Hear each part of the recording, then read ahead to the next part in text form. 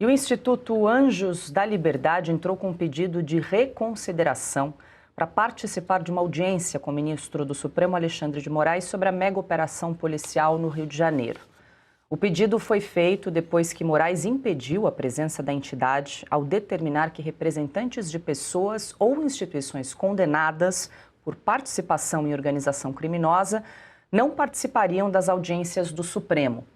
A restrição foi tomada após notícias de que a presidente do Instituto, a advogada Flávia Frois, teria atuado na defesa do traficante Marcinho VP, ligado ao Comando Vermelho.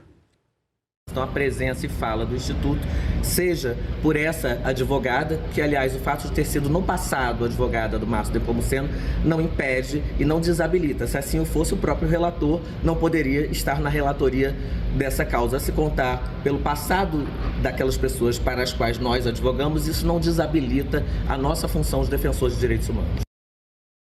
Bom, a advogada também disse que parou de atuar no caso há 2 anos e que o Instituto Anjos da Liberdade participa como apoiador oficial na ação sobre as favelas desde 2019. Silvia, a gente começa com você. Comentamos essa notícia ontem de que ela seria recebida pelo ministro Alexandre de Moraes, mas parece que ele recuou depois que pegou mal, repercutiu muito mal essa informação na imprensa. Ele resolveu barrar a advogada que agora pede uma reconsideração do caso.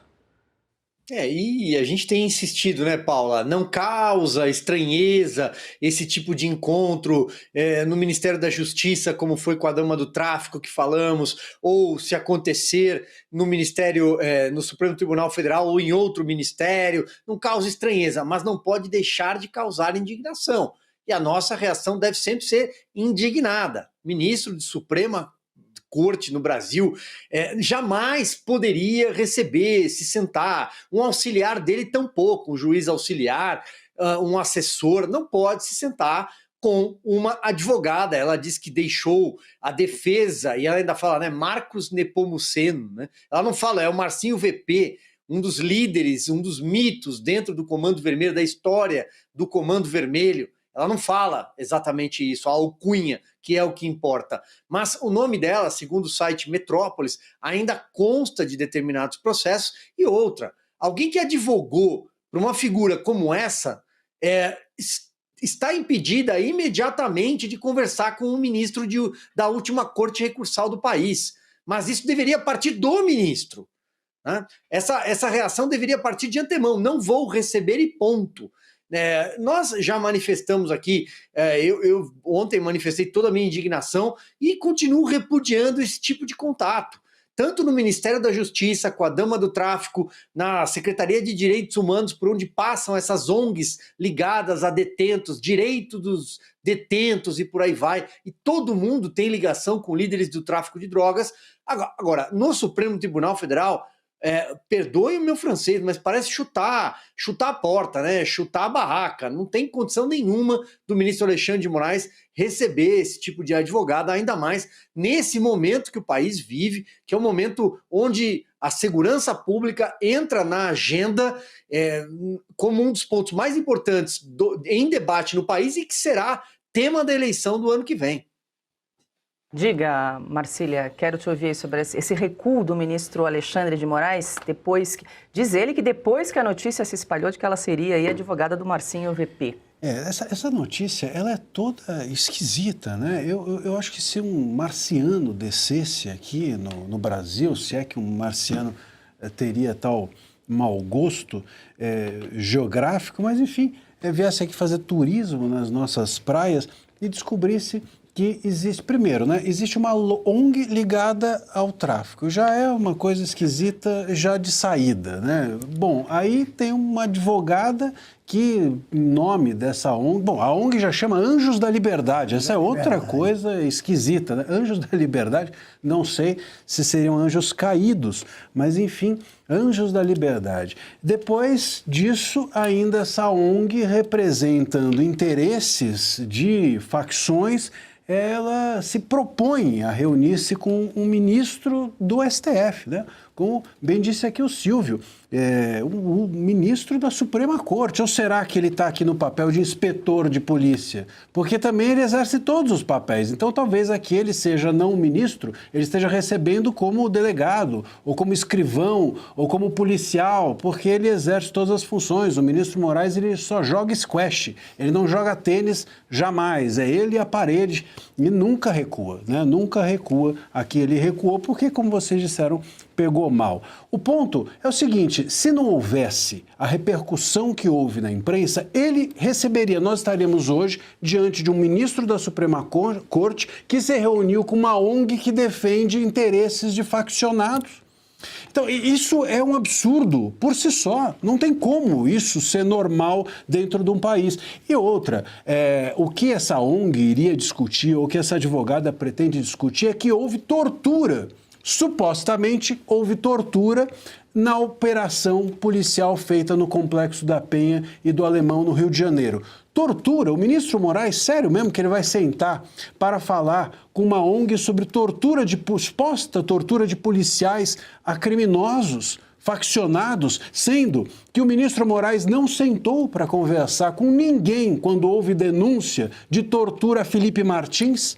Sendo que o ministro Moraes não sentou com ninguém quando houve denúncia de tortura ao Clezão, que morreu dentro de uma cadeia, e tantos outros réus do dia 8 que estão aí, os advogados, a toda hora denunciando a existência de tortura a essas pessoas todas. Quer dizer, qual é o critério, então, para o ministro Moraes sentar com alguém que denuncia tortura? Tem que ser a bandido?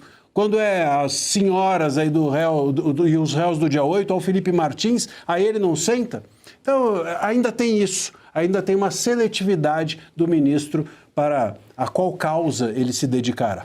Pois é, no caso do Felipe Martins, ele se limitou a oficiar a penitenciária, a gente não sabe nem o que aconteceu. Oficiou a penitenciária. Retorno. Inclusive, ao invés de assumir, inclusive, parte dessa culpa, por permitir, porque no caso estava na mão dele, e está na mão dele até hoje. Então, ele, ainda que não estivesse, também ele não é carcereiro ainda, essa função ele ainda não passou a exercer, mas ele os carcereiros que lá estão sob supervisão dele. Então, ele também tem culpa nesse cartório.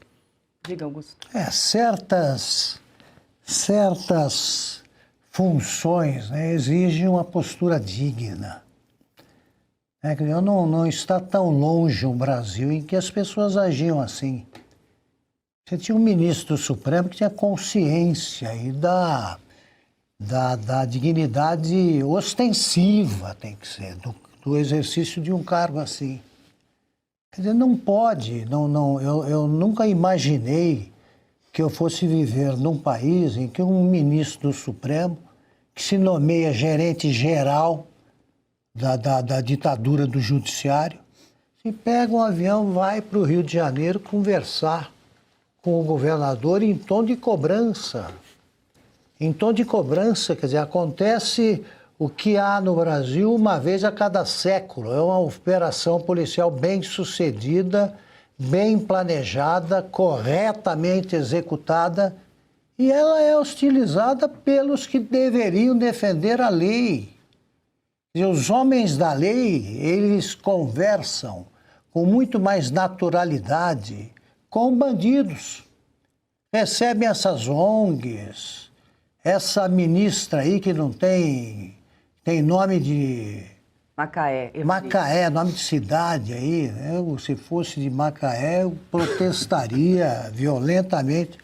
Macaé Evaristo, vai lá... Há pouco tempo tivemos a dama do tráfico visitando ministros. Quer dizer, essa suruba, essa é a palavra, institucional, é que envergonha o Brasil honesto, o Brasil que presta, e desmoraliza as instituições. A viagem do Moraes é para desmoralizar o Supremo. Não foi para cumprimentar o governador pela coragem de executar uma operação desse porte bem-sucedida. Não, quero saber quais são as provas, guarde as provas. Foi um confronto entre homens da lei e bandidos. É isso aí, quando eu ia nas matinês do cinema, que você tem aqueles faroestes e tal, a molecada torcia pro mocinho. Agora o bandido tem preferência, está tudo invertido, é um país do avesso. Isso só pode acontecer quando existe no cargo máximo um chefe de quadrilha.